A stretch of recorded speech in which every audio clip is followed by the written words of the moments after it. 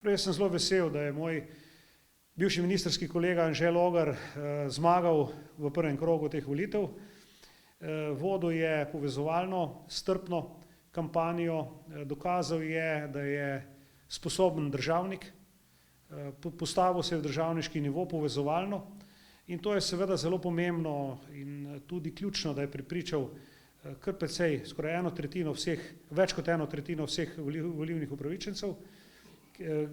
In jaz sem prepričan, da je pred njim uspešen drugi krog.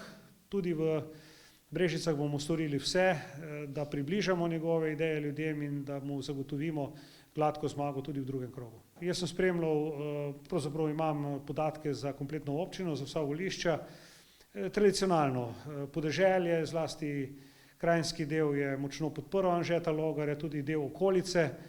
Nekatere, tudi vaška središča in seveda center mesta ne, kot smo že pravzaprav navajeni, tako da pravzaprav se je ilustrirala precej ta strankarska preferenca tudi na volitvah v prvem krogu za predsednika, torej, ki so bili znani včeraj rezultati.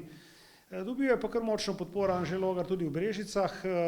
Ponavadi je bil to tradicionalno ne toliko desno-sredinski volilni milje, Brežice so bile vedno tako, bolj kot ne levo-sredinske.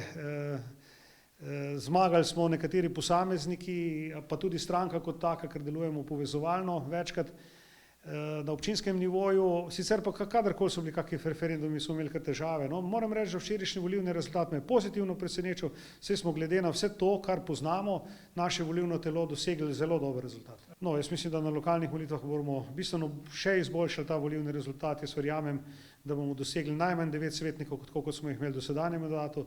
Cilj je 11 in ta cilj je povsem dosegljiv s to ekipo, s tem programom in z našim kandidatom za župana.